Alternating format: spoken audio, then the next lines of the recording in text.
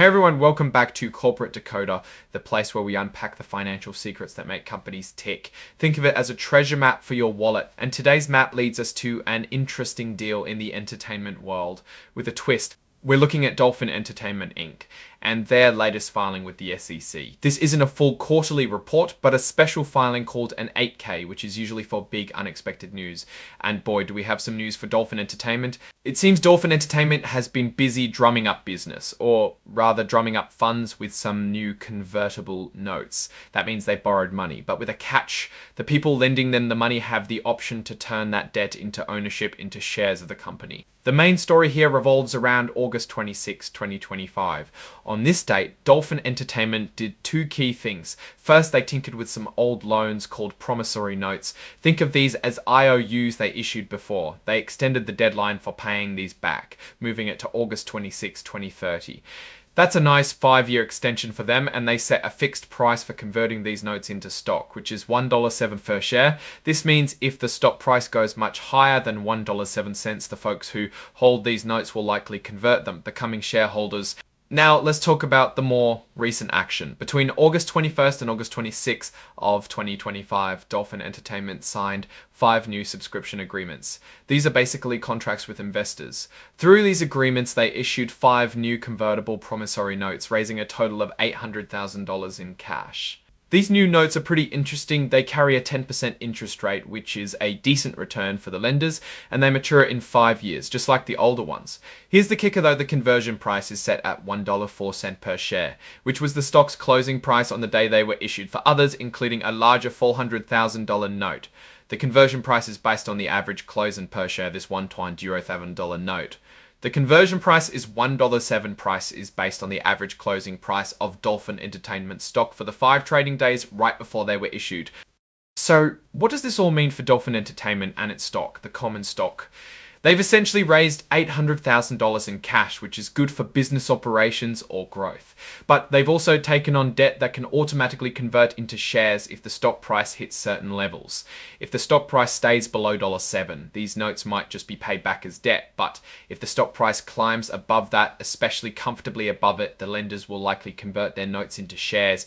This could potentially dilute the ownership of existing shareholders, meaning each existing share would represent a smaller piece of the company. We saw the company's common stock traded under the symbol DLPN on the Nasdaq Capital Market. The price is mentioned $1.04, $1.07. Tell us that at the time of these deals, Dolphin Entertainment stock was trading around that mark.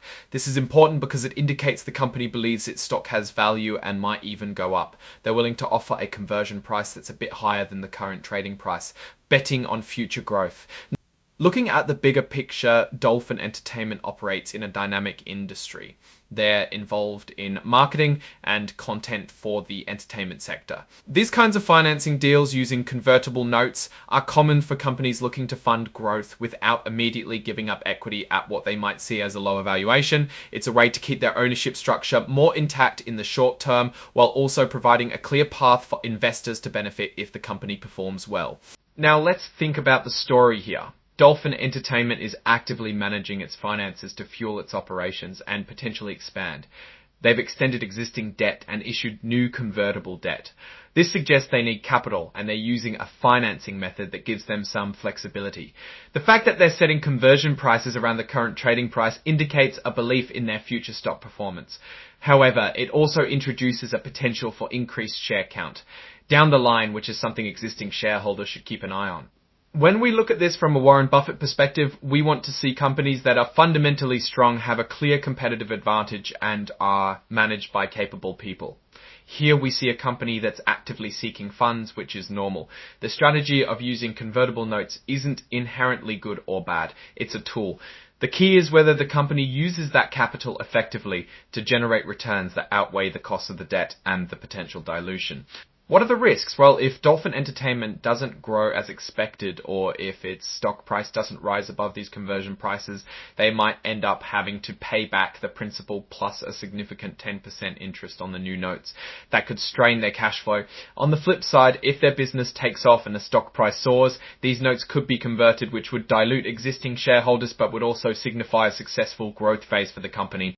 My assessment of Dolphin Entertainment based on this filing is that they are in a growth or funding phase. They are using available financial instruments to secure capital with a clear intention to eventually convert this debt into equity, provided their market performance supports it. The dual conversion prices of 1 ton on 7 set a benchmark for their investors and signal management's confidence in reaching at least those stock price levels. It's a calculated move, and the success will depend entirely on the company's ability to execute its business strategy and drive revenue growth.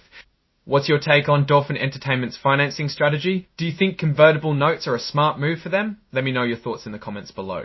If you found this breakdown helpful, please give it a thumbs up and subscribe for more corporate financial insights. Also, we have a fantastic community over on Discord where we discuss these filings in real time, so make sure to check out the link in the description. Thanks for watching, and I'll see you in the next video.